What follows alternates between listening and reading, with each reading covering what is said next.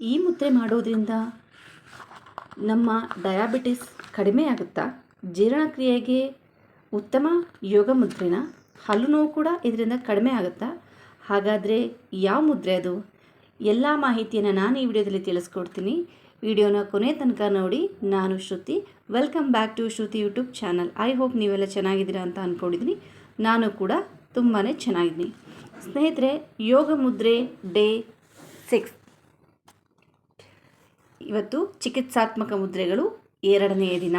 ನಾನಿವತ್ತು ಅಪಾನ ಮುದ್ರೆ ಬಗ್ಗೆ ತಿಳಿಸ್ಕೊಡ್ತಾ ಇದ್ದೀನಿ. ಅಪಾನ ಮುದ್ರೆ ಮಾಡೋದ್ರಿಂದ ಏನೆಲ್ಲ ಪ್ರಯೋಜನಗಳಿವೆ?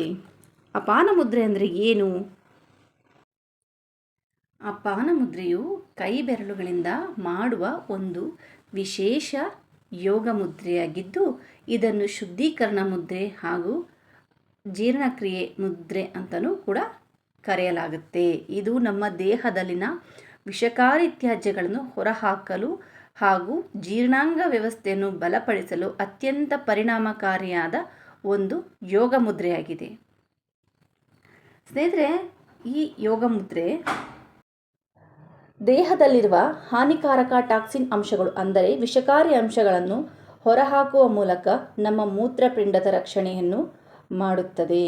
ಮೂತ್ರಕೋಶದ ಸಮಸ್ಯೆಗಳನ್ನು ಕೂಡ ಇದು ದೂರ ಮಾಡುತ್ತದೆ. ಮೂತ್ರ ವಿಸರ್ಜನೆಗೆ ಸಂಬಂಧಿಸಿದ ಸಮಸ್ಯೆಗಳನ್ನು ನಿಯಂತ್ರಿಸಲು ಕೂಡ ಇದು ಸಹಕಾರಿಯಾಗಿದ್ದು, ಮಾನಸಿಕ ಶಾಂತಿ, ಇದು ದೇಹದಲ್ಲಿರುವ ಶಕ್ತಿಯನ್ನು ಸಮತೋಲನಗೊಳಿಸಿ ಮಾನಸಿಕ ಸ್ಪಷ್ಟತೆ ಹಾಗೂ ಭಾವನಾತ್ಮಕ ಸ್ಥಿರತೆಯನ್ನು ನೀಡುತ್ತದೆ. ಅಲ್ಲದೆ ಜೀರ್ಣಕ್ರಿಯೆ ಮತ್ತು ವಿಸರ್ಜನಾ ಕ್ರಿಯೆಗೆ ಪ್ರಚೋದನೆಗೊಂಡು ಹೊಟ್ಟೆಗೆ ಸಂಬಂಧಿಸಿದ ತೊಂದರೆಗಳಿಂದ ನಮ್ಮ ದೇಹವನ್ನು ರಕ್ಷಣೆ ಮಾಡುತ್ತದೆ.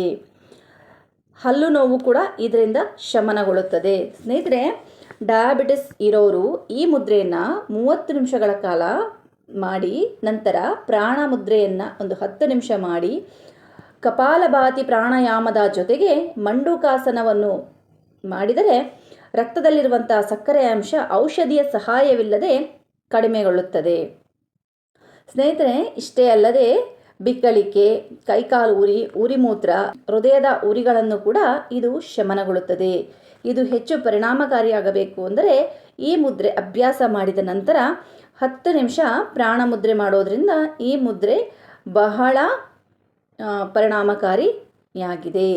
ಸ್ನೇಹಿತರೆ, ಮುಖ್ಯವಾಗಿ ಹೆಣ್ಣು ಮಕ್ಕಳಿಗೆ ಪೀರಿಯಡ್ಸ್ ಟೈಮಲ್ಲಿ ಅವರಿಗೆ ಹೊಟ್ಟೆ ನೋವಾಗೋದು, ಸೊಂಟೆ ನೋವಾಗೋದು, ಕೈಕಾಲು ನೋವು, ಈ ಥರ ಸಮಸ್ಯೆಗಳನ್ನ ಎದುರಿಸ್ತಾ ಇರ್ತಾರೆ. ತುಂಬಾ ಕಿರಿಕಿರಿ ಆಗ್ತಾ ಇರುತ್ತೆ.